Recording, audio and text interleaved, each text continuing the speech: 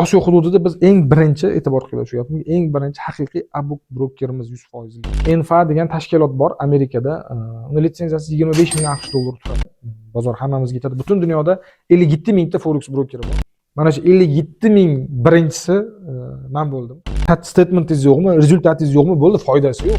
Bu yerda siz o'tirib olib hech qanaqa chizmachilik, hech qanaqa rassomchilik, hech qanaqa indikator ishlatmaysiz. Xo'p, siz bergan savolga men qisqaroq javob beraman. Sizni, meni, bizni ko'radiganlarni vaqtini tejash uchun Abuk broker bu nima? Ya'ni Abuk brokerda siz именно meni brokerimda WFFXda depozit qildingiz. Siz qilgan depozitingiz bir ish soatidan 24 ish soatigacha sizni hisobingizga tushadi. Nimaga degan savolni berishingiz mumkin. Nimaga boshqa brokerlar depozit qilsak 5 minutda tushadi, 3 minutda tushadi. Qaranglar. Sizlar tashlagan pul o'sha kripto orqalimi, bank orqalimi tashlagan pulinglar sizlarning hisobingizda zignirovni hisobda ko'ringanidan keyin u pulni likvidga o'tadi. Likvidga o'tmasa broker Abuk hisoblanmaydi. Siz tashlagan pul joyida qolsa u Abuk emas, u Bbuk bo'ladi. Chunki nimaga? Likvidda siz platforma orqali сделка ocha olishingiz uchun, bizning serverda sizning hisobingizda likvidda shu yerda pul bo'lishi kerak. O'shaning uchun siz tashlagan pul bizga tushganidan keyin bizdan u likvidga o'tadi. Ya'ni biz ichimizda qolib ketmaydi. Birinchi farqi shunda. Endi ikkinchi farqiga e'tibor qilinglar. E'tibor qilgan bo'lsanglar, bizda valyutalarda 32 dollar, metallarda faqatgina kumush bilan tillada 42 dollar bir lotga. Qolgan metallarda alyumin, platina, palladium, mis shularda 1 million nominal qiymatlik sotib olsangizgina 42 dollar sotib olsangiz yoki sotsangiz 42 dollar komissiya olamiz. Shu joyga e'tibor qilinglar. Bu millionoviy, per million deydi buni institutsional tilda. Xo'p, endi agar alyuminda hisoblaydigan bo'lsangiz, sizda alyuminda сделка ochib yopishingiz, bir lot сделка ochib yopishingiz, где-то adashmasam maksimum oshib borsa, nominal qiymat oshib ketgan taqdirda ham bir lotingizga 10 sent, 12 sentdan to'g'ri keladi. Xo'p, balki undan ko'proq, kamroq. Endi platformamizga kirsanglar, knopka bor. Shunda bosasizlar, bosganingizda sizlarga konkretniy hisoblab beradi. Bir lotingizga qancha komissiya olinyapti, spreyda qanaqa nima bo'lyapti, hammasi chiqadi aytdi. Endi gapimni davom ettiradigan bo'lsam, bizda qanaqa bo'ladi Abukda? Siz сделка ochganingizda, misol uchun valyutada deylik, yevro dollarda bir lot buy qildingiz. Buy сделка, ya'ni sotib oldingiz bir lot сделка. Sotib olganingizda 16 AQSh dollari komissiya olinadi. сделкani yopganingizda 16 AQSh dollari olinadi. O'shaning uchun bir lotga 32 AQSh dollari komissiya olinadi Forexda. E'tibor qilinglar. Metalda qanaqa? Misol uchun oltinda siz bir lot сделка ochdingiz, ochganingizda 21 AQSh dollari komissiya olinadi, bu bir. Yopganingizda 21 dollar komissiya olinadi, bu 2. Ya'ni ochganingizda olinadi, yopganingizda olinadi. O'shaning uchun biz uni umumiy qilib 42 dollar qilib yozganmiz. O'sha eminda kumush bilan tillaga valyutalarga 32 AQSh dollari qilib yozganmiz. Nimaga deydigan bo'lsanglar, biz bir tomonga deb turib biz yozishimiz mumkin edi, bir tomonga 16 dollar deb. Yo'q, bu yolg'on bo'lib qoladi. Chunki nimaga? Sizlar hali Osiyo hududida biz eng birinchi e'tibor qilyapmiz. Eng birinchi haqiqiy Abuk brokerimiz 100%lik. Sizlar hali tushunmaysizlar, juda ko'pinglar, chunki biz ishga tushganimizga 2 sutka bo'ldi. 48 soatdan sal oshdi ko'proq. Juda ko'p odam rahmat, shunchalik ishonar ekansizlar, shunchalik kirib yoqibdi, shekil hamma kirib registratsiya qilyapti, boshqa qilyapti. Hali tushunchalar azizgina anaqasi yo'q. O'shaning uchun biz konkret yozib qo'yganmiz, ya'ni o'sha umumiy qilib. Bo'lmasa biz ham yozsak bo'lardi, o'sha Yevropada, Amerikada yozishadigandek bir tomonga deb. Ya'ni bir tomonga degani siz сделка ochishingiz bir tomon hisoblanadi. Ya'ni сделка ochdingiz, u yetib bordi, o'sha yetib borish komissiyasi. Yopganingizda qaytib kelish komissiyasi. Mana shular bor. Menimcha tushuntira oldim degan umiddaman. Xo'p. Endi Abuk bilan Bbukning farqi. E'tibor qilgan bo'lsanglar, wfx.com, wfx.uz ikkita saytimiz bor. O'sha ikkita saytda biz katta qilib o'zimizning spreadlarimizni chiqarib qo'yganmiz, bekitmasdan.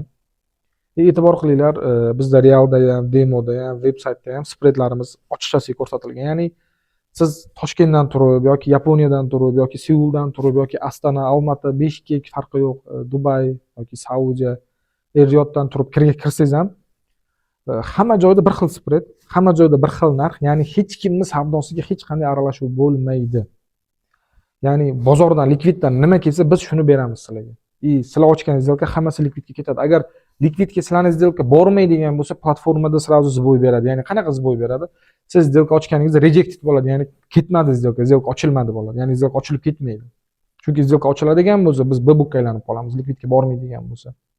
Tushuntira oldim degan umiddaman. Keyin bundan tashqari bizda legal opinion degan hujjatimiz bor. O'sha Nyu-Yorkda va Minnesotada litsenziyaga ega yurist tomonidan berilgan bizga.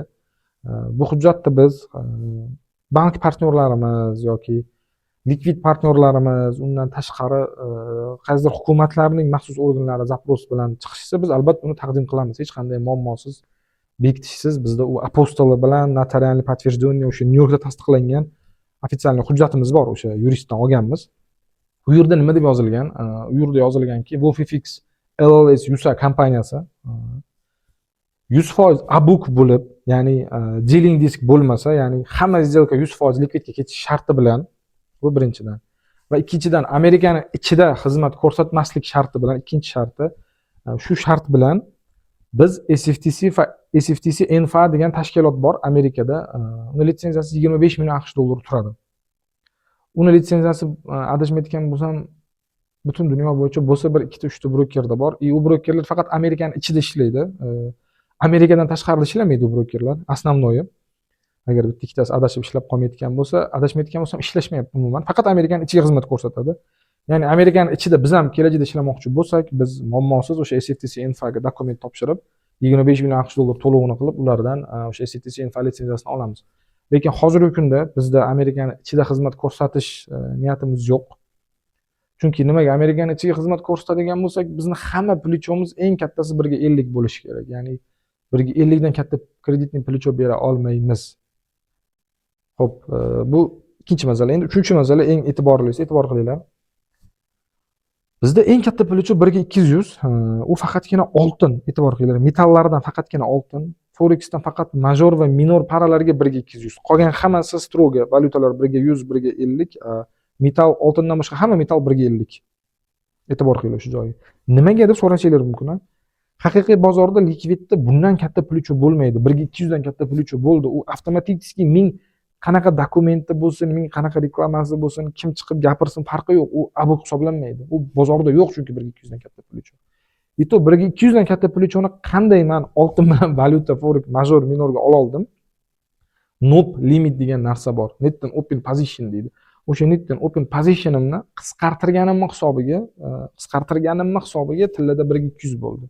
Ya'ni NOPni 4 marta qisqartirdim men, чтобы именно tillada 1:200 plicho bera olishim uchun major minor paralarda 2 marta qisqartirdim. 1:200 plicho bera olishim uchun. Shu NOPni qisqartirganimiz hisobiga 1:200 bera oldik. Chunki nimaga? Butun dunyo bo'yicha 1:200 eng maksimal, eng agressiv, eng xavfli plicho hisoblanadi. 1:200 dan katta plicho yo'q. Men seriozno aytyapman sizlarga. Men 2012-yildan beri forex bilan shug'ullanaman, savdo qilaman. Yo'q, bo'lmaydi ham. Iloji bo'lsa umuman plicho ishlatmayman. Plicho sizlarga juda katta xavf tug'diradi aslida. Men o'zi aslida boshlayotganimda nima deydi, o'sha 1:100 da qoldiramiz boshqa deb o'yladim. Keyin prosta 1:200 deb men gapirib qo'yganim uchun majbur bo'ldim NOPni qisqartirib bo'lsa ham 1:200 plicho taqdim qila olishga. Xo'p, bundan tashqari e'tibor qilinglar. B-bookda siz tashlagan pulingiz ham, ochgan сделканgiz ham hammasi broker o'zida qoladi. Ya'ni sizga qarshi tomonni broker egallaydi. Ya'ni sizning сделканgiz bozorga ham chiqmaydi, sizning pulingiz bozorga ham chiqmaydi, sizning foydangiz brokerning zarari. Sizning zararingiz brokerning foydasi. Bu B-book bilan gibridda, e'tibor qilinglar. Xo'p, meni brokerimni nima qulayligi bor? Nimaga sen A-book deb anaqa qilyapsan deb men internetda ko'rgan bo'lsanglar ham kerak, u solishtirib ham ko'rgandir ko'pchilik. A-book yaxshi tomoni, biz faqat sizga xizmat ko'rsatamiz. Meni brokerim faqat sizga xizmat ko'rsatadi, bo'ldi. Shu ko'rsatgan xizmatimiz uchun belgilangan komissiyamizni olamiz. Tamom, boshqa hech narsaga aralashmaymiz biz. Tushuntira oldimmi? Ya'ni siz сделкаdan foyda qilasizmi, zarar qilasizmi, umuman bizga aloqasi yo'q.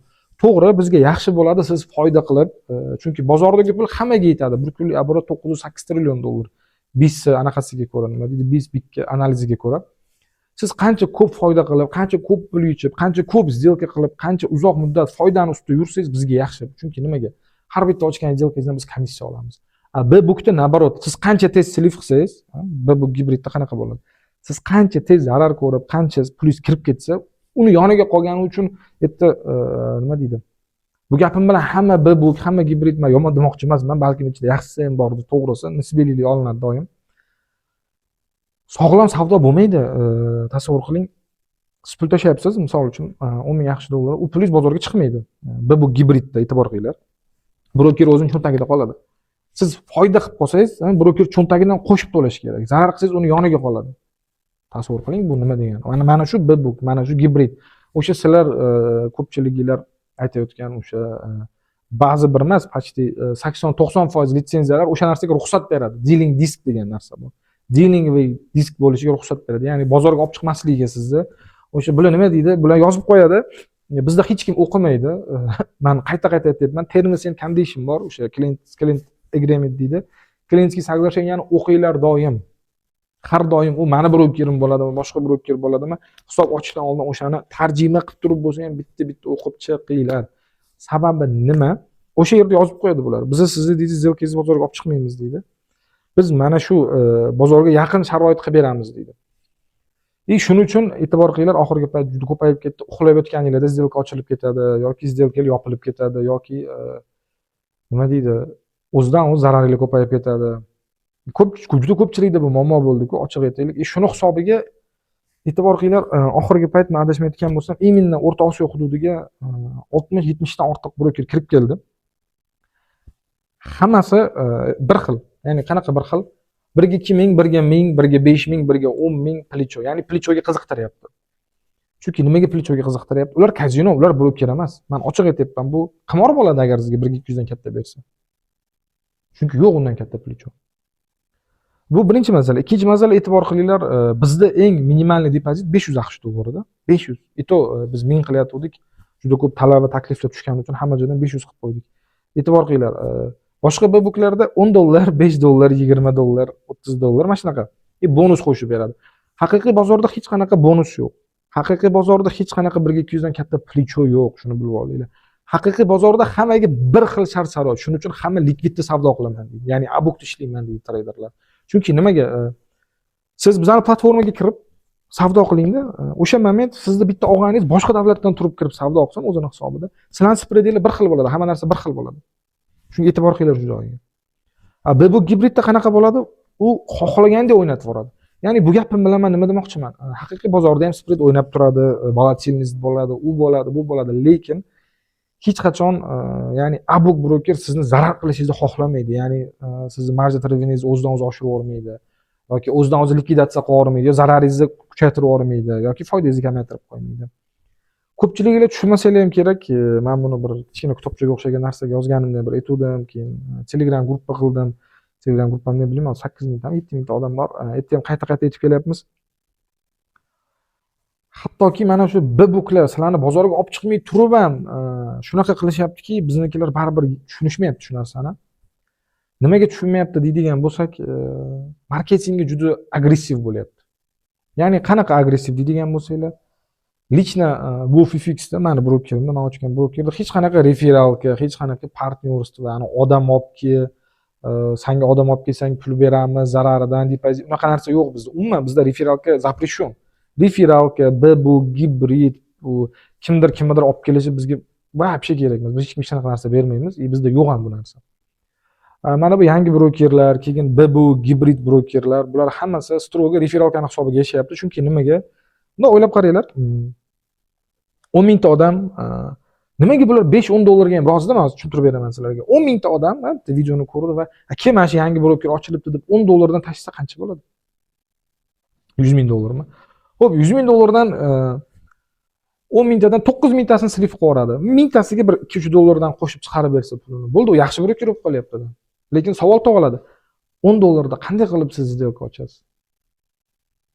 Mana savol sizga. 10 dollar depozitingiz o'zi butun bir. Har bitta broker haqiqiy broker bo'lsa, har bitta hisobi uchun u likvidni oldida, undan keyin boshqa infrastrukturalari bor, serverlari bor, qashqa bor. Bu obslužивание hammasi pul to'ladi. Pul to'lanadi tekinga. Ya'ni o'zidan o'zi hech kim rahmat uchun bo'lmaydi bu narsalar. Bu haqiqat. O'shaning uchun komissiya qo'yiladi. O'shaning uchun nima deydi? Bizda ham komissiyani kimdir aytdi, kimdir emas, ko'pchilik aytdi. Mana bu parada deydi komissiyani tilida tushirsangiz bo'lar ekan. Haqiqiy A-Book Yevropani brokerlariga просто o'zingiz uchun qiziqishga kirib ko'ringlar. Sizlar e'tibor qilinglar, solishtiringlar ularni spredi bilan, сделканы ochib yopayotganingizdagi spred bilan bizani komissiyani solishtiringlar, ularni komissiyasi bilan. Solishtirganinglarda ishonasizlarmi yo'qmi? $85 arzon bizani brokerda сделка ochib yopishingiz. Именно oltinda.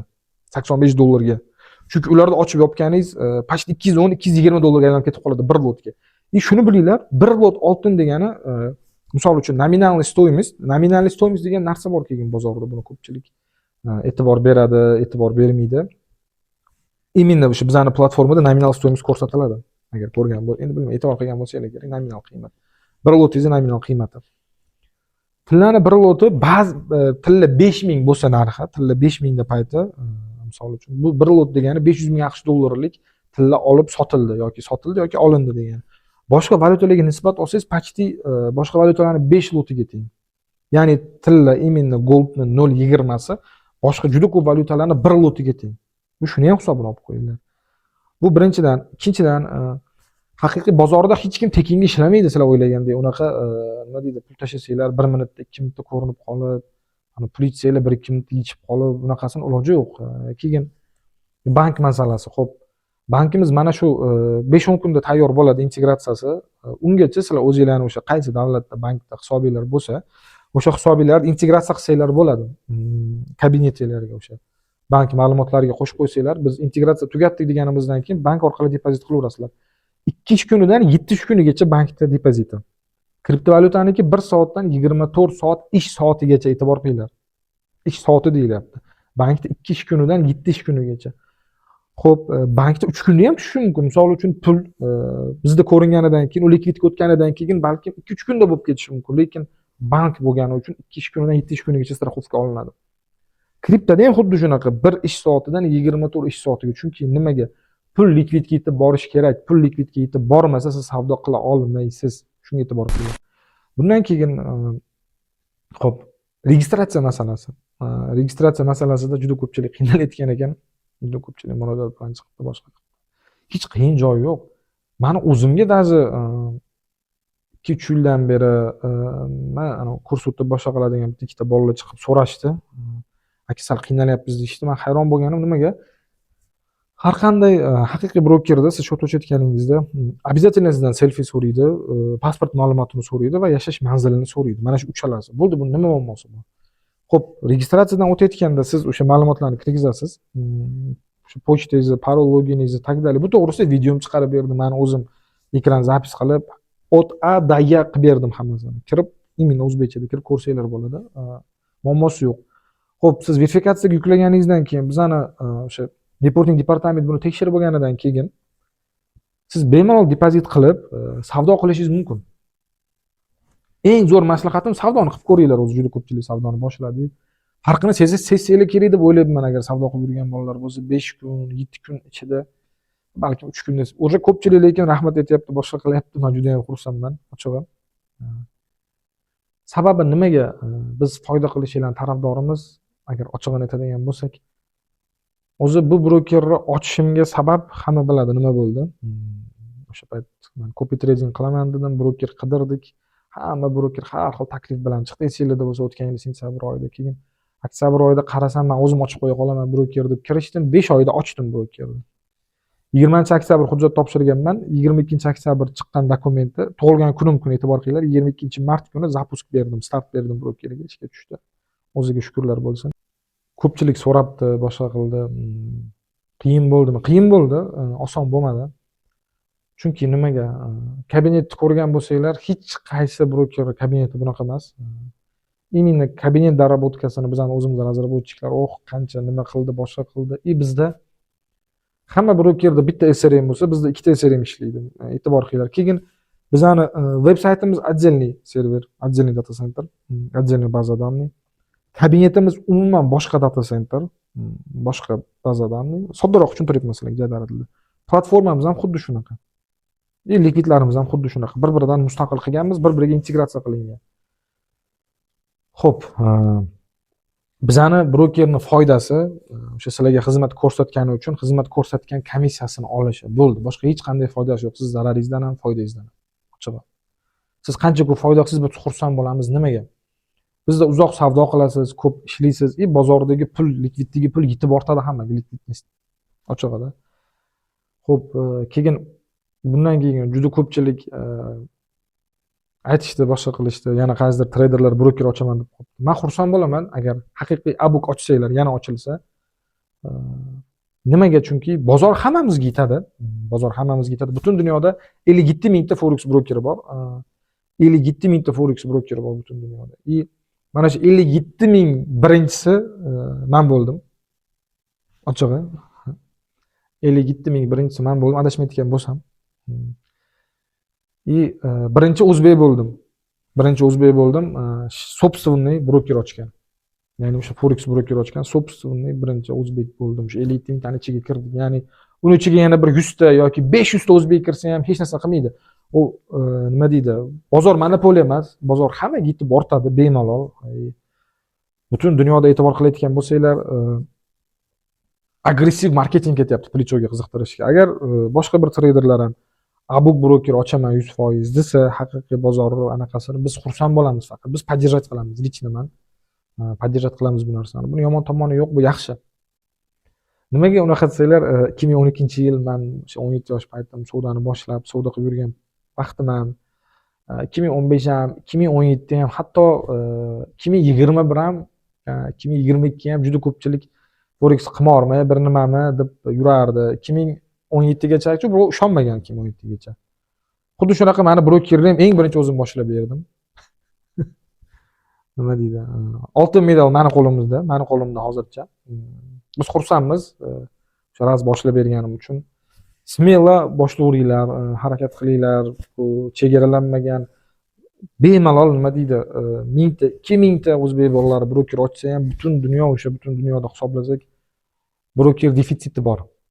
Haqiqiy broker defitsiti bor. U bu gibrid kazino qilayotibdi onasini ham. Haqiqiy broker ochiladi tamom. Bundan keyin yana kichkina haqiqatcha bor. Ana shu bozor to'g'risida. Men kimnidir kurs o'tishiga, dars o'tishiga biz qarshi emasmiz. Men xursandman, chunki nimaga? Hech kim tekinga o'rgatmaydi. Baribir moddiy manfaat bo'ladi hamma joyda. Bu hozirgi kapitalizmning asosiy qonunlaridan bittasi. Xo'p, shu munosabat bilan bir narsani aytib qo'ymoqchiman sizlarga. Mana hammanglar yaponskiy switcha juda yaxshi ko'rasizlar-ku, to'g'rimi? Mana shuni ichidaman dema, endi men brokerman, ham treyderman, ham brokerman. Mana shuni ichidaman. Haqiqiy bozorda yaponskiy switcha yo'q. Buni kim biladi, kim bilmaydi. Haqiqiy bozorda hech qanaqa grafik ham yo'q aslida. Agar real texnik storonasini aytadigan bo'lsam sizlarga, hech qanday liniya, hech qanday grafik, hech qanday switcha yo'q. Hech qanday time frame ham yo'q, eng qizig'i. H1, H4, D1, V1, monthly bir nimalar deymiz, aslida u ham yo'q bozorda, haqiqiy bozorda. Nimaga desanglar, bu hammasi formatsiya vizual. Vizual bu, ya'ni o'sha sizning platformangiz, o'sha qaysi brokerni ishlatsangiz, o'sha platformangiz yoki o'sha hedge fondingiz sodroq etadigan bo'lsam, platformasi bo'lsa, o'sha platformasi buni sizga как formatsiya qilib beradi, чтобы sizga удобный bo'lishi uchun aslida. Lekin haqiqiy bozorda faqat narx bo'ladi. Texnik storonasini aytyapman, e'tibor qilinglar. Texnik tomonni aytyapman. Faqat narx bo'ladi, tamom. Real vaqt bo'ladi. Bu hech qachon u yerda 1 soat, 2 soat, 4 soat, 5, 10 soat yo'q. Bu удобный bo'lish uchun, analizga удобный bo'lish uchun sizga vizual formatsiyani taqdim qiladi platforma. Ochiqroq aytadigan bo'lsa. Endi nimaga taqdim qiladi desa, analiz qilishga удобный bo'lish uchun, e'tibor qilinglar.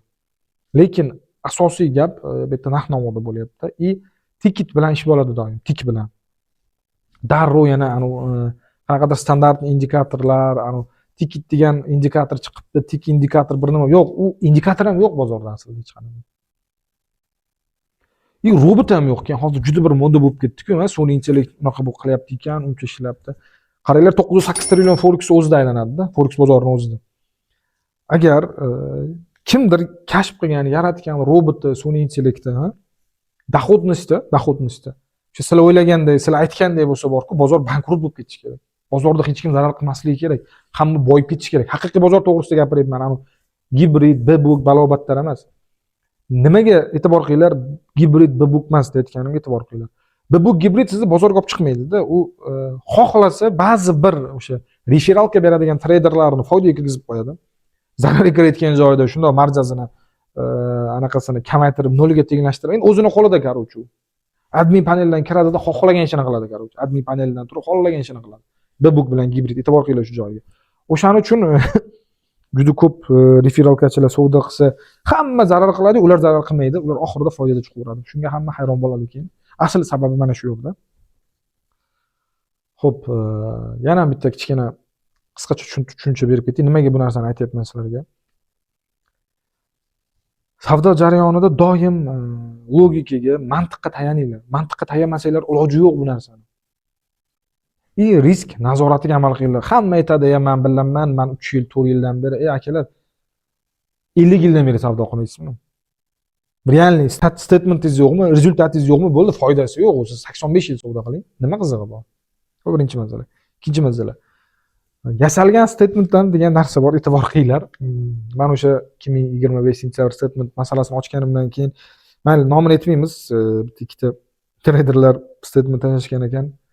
Menga keldi statementda, ko'ravering deyishdi. Men o'sha bolani o'zi bilan gaplashdim telefon qilib. Uka dedim, depozit qilgan joyi, vivod qilgan joyini shundoq dedim, bitta statementda ko'rsatib bera olasizlarmi desam, bo'lib qolishdi. Ya'ni nimaga bunaqa deyotganim, hozirgi kunda men bu yangi kirib kelgan bu gibridlar biriga 5000, biriga 10000 plicho berib yotibdi odamlarga. Keyin bonuslar, depozitdan 50%, depozitdan 100%. Bu vaqatron hammasi akalar, ukalar. Ana o'shanaqa brokerlar yasab beradi. Ana o'shanaqa brokerlar yasab beradi. Bu brokerlar ham bir paytlar yaxshi broker bo'lgan. Bir paytlar e'tibor qilinglar shu gapimga. Ko'pchilik aytibdi, siz o'zingiz broker ochganingiz uchun hozir anaqa qilyapsiz. Akalar, ukalar, men 2021-yil kuz oyida chiqib ofitsialni aytganman, e'tibor qilgan bo'lsanglar. Kuz va qish e'tibor qilinglar. Nima deb 2022 ni boshlamayotgan, nima deb aytganman? Mana bu brokerlarning hammasini men yig'ishtirdim. Bu laxatronlikka o'tdi. Men bularda savdo qilmayman deb e'lon qilganman, e'tibor qilinglar shu joyga. Bu birinchidan. Ikkinchidan 2019-yil, 2020-yil men bergan intervyuda bitta ko'ringlarda plicho masalasida men o'sha yerda ham gapirib o'tib ketganman. Men aytganman, iloji bo'lsa plicho ishlatmanglar. Men plicho ishlatmayman. Xohlasam ishlatmayman deb e'tibor qilinglar shu joyga. Keyin bundan tashqari o'sha yerda aytib ketganman, bozorga olib chiqadigan, olib chiqmaydigan laxatron brokerlar bor deb.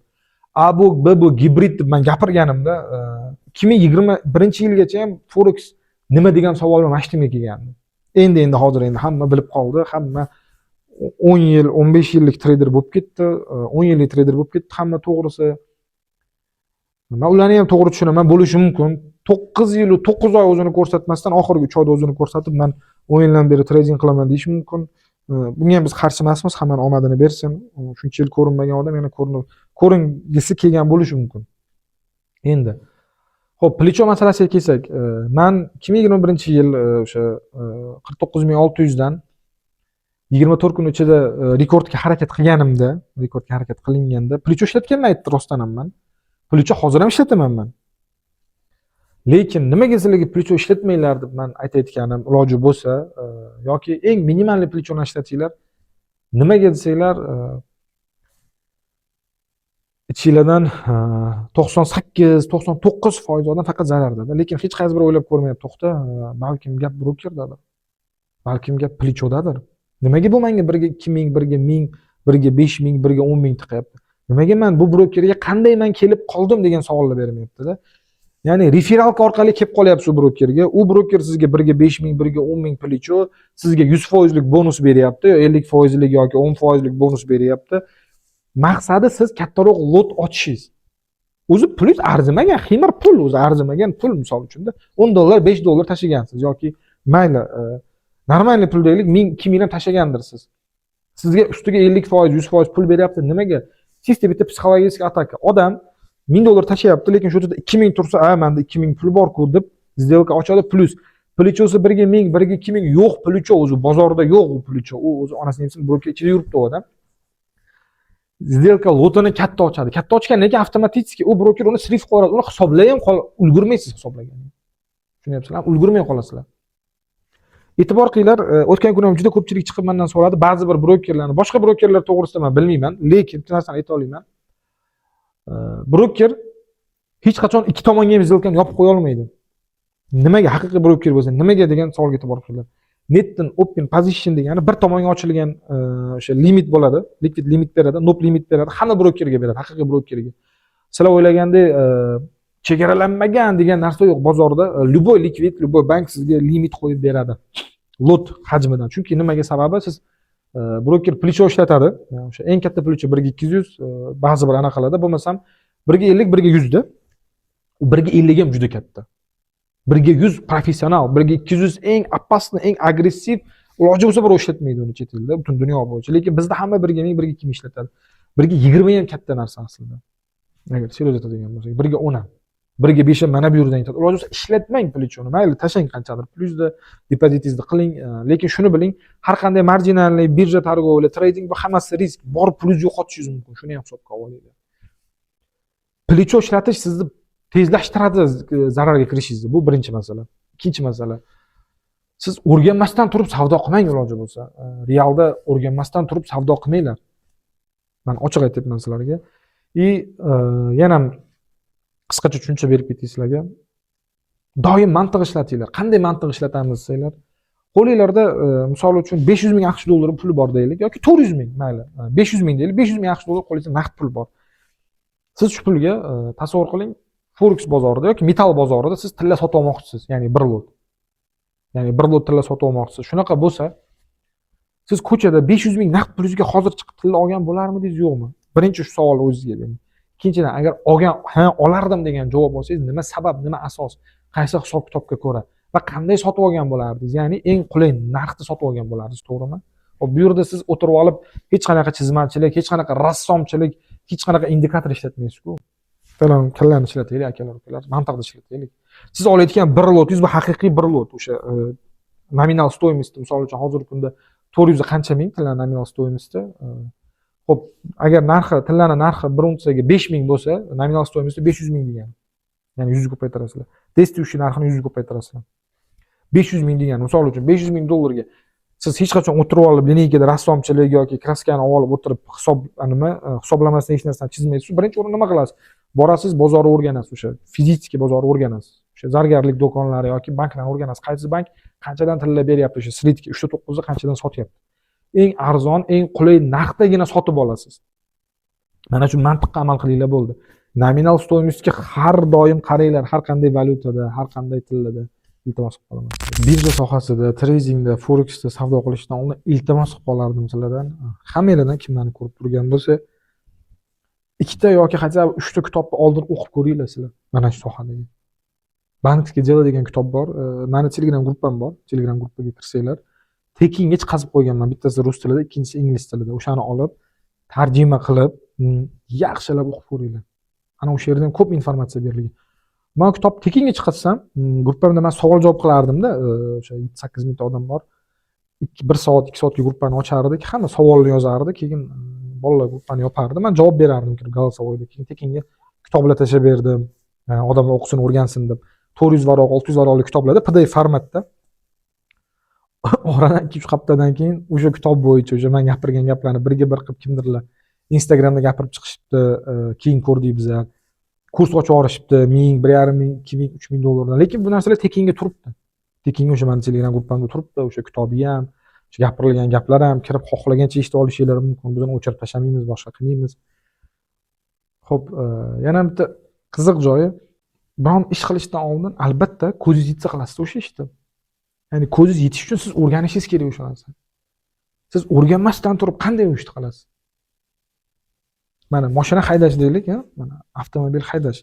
Avtomobil haydash uchun siz avtomobil haydashdan oldin buni o'rganasiz. Qanaqa haydaladi, gaz to'g'rimizi qayerda, ruchnoy qayerda, yo'l qanaqa, nimaga e'tibor qilinadi, hammasini o'rganasiz. Keyin avtomobil haydaysiz o'tirib. Imtihon topshirasiz, pravo olganingizdan keyingina avtomobil haydaysiz. Endi bu yerda forex sohasida qanaqa bo'lyapti? Hozir bolalar shu 1-2 hafta o'rganyapti, 4-5 kun o'rganishyapti. Instagramda qanaqadir videolarni ko'rishyapti, kimdir 10 million dollar, 20 million dollar ishlagan, bir nima qilgan, chiqib bir nima mashina, bir nima narsalar. Ya bo'ldi, bu qildi, men ham qilaman. To'g'ri, odam qilgan ishni odam qiladi. Bunga samleniya yo'q. Men xursand bo'laman. Prosta sal o'rganish kerak edi baribir. Bu nima o'zi? Brokeri nima? Likvidi nima? Сделка ochsam qanaqa bo'ladi? Сделка yopsam qanaqa bo'ladi? Plichosi nima? Qanaqa savdo qilaman? Risk kontrol nima?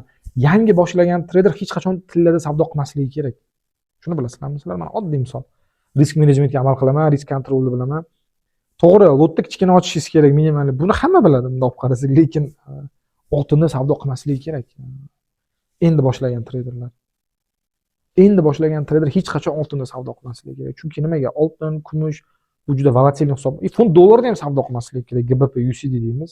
Funt dollar, pound dollarda. Bu ham juda volatilniy. Volatilniy past, marginalniy tradingga past, demoda valyutalarda ishlab ko'rish kerak. Demoda e'tibor qilinglar. Realda emas. Oldin siz konkretniy o'zingizga %100 overing bo'lib, %100 ishonganingizdan keyin bilimingizga, tajribangizga, holatga, ana undan keyingina realga o'tishingiz kerak. Hozir hech narsani tushunmasdan ham realga pul tashlab kazino bo'lib ketyapti. Bozor kazino emas. To'g'ri, bu gibridni kazino %100, lekin haqiqiy bozor umuman kazino, qimor, unga aloqasi yo'q umuman. Xudo xayrlarini bersin. Oldin o'rganinglar yaxshilab. Hammaga omad.